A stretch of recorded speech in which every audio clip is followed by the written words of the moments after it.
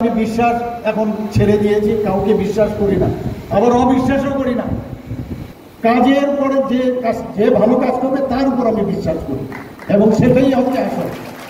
কেউ আমার একদম সে ভুল করবে আর তাকে আমার মেনে নেবে, সেই রাজনীতি আমরা করবো না। আমরা সেই বিষয়ে আমরা কাজ করি। তো এই যে 2000, 3000, 5 আপনারা দেখেছেন, হচ্ছে আরে মুখ্যমন্ত্রী এখন এইভাবে মানে যে যায় তাকে ফটো তুলে দেয়। আমরা কারণ কত অ্যামাউন্ট দিচ্ছে, সেই অ্যামাউন্ট পর্যন্ত আমার ফেসবুকে আমরা দিচ্ছি, পেজে আমরা দিচ্ছি। অর্থাৎ কি, যে মানুষ এত আস্থা। আমার মনে আছে একজন মানে উনি রিটায়ার্ড বৃদ্ধ লোক আমার কাছে এসে আমাকে বলছেন যে আমি কিছু দান আপনাকে করতে চাই, আমরা মুখ্যমন্ত্রীর যে ত্রাণ যে আপনার বিভাগ আছে সেটার মধ্যে তো রিলিফ আমি দিতে চাই। তো উনি যখন দিলেন বললেন, মনে হচ্ছে যে এই যে আমি টাকাটা আপনার মুখ্যমন্ত্রীর ত্রাণ তহবিলে দিচ্ছি, এটা সঠিক কাজ হবে, এর জন্য আমি আপনার কাছে দিলাম। এই যে বিশ্বাস মানুষের মধ্যে হয়েছে, সেটাই আমাদের বড় প্রাপ্তি।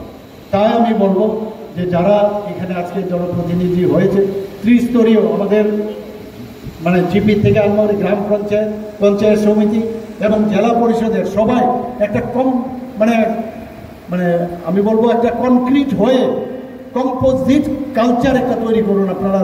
এই যে ত্রিস্তরীয়, এটা যেন নামে শুধু না থাকে যে এক একজন আলাদা আলাদাভাবে কাজ করবে, সেটা হওয়ার যাতে না হয়। একটা কম্পোজিট ওয়েতে মানুষের জন্য আপনারা কাজ করবেন। যেহেতু এই একটা সুযোগ দিয়েছে, এই সুযোগের আপনারা সৎ ব্যবহার করবেন। আমার অত্যন্ত ভালো লাগছে আজকে এখানে আসার পরে আপনাদের এত আমাদের মা বোনেরা এখানে প্রচুর পরিমাণে এখানে এসছেন। আমি ওনাদেরকে ধন্যবাদ দেব। এখানে যারা আজকে নির্বাচিত হয়েছে ওনারা কিন্তু আপনাদের প্রতিনিধি, এটা ভাববার অবকাশ নেই। আমরাও কিন্তু কারোর প্রতিনিধি। আজকে কাজে প্রতিনিধির দায়িত্ব হচ্ছে আপনাদের যে সমস্যাগুলো আছে, ভাই আমরা কাজ করি, কেউ কৃষক, কেউ ব্যবসা, কেউ স্কুলে যাচ্ছে, কেউ পড়ায় ইত্যাদি, কিন্তু আমাদের পক্ষে সব কাজ সম্ভব নয়। আপনারা আপনাদের দায়িত্ব আপনাদের দিলাম, আমাদের যে সমস্যা সেই সমস্যাগুলো আপনারা সমাধান করবেন।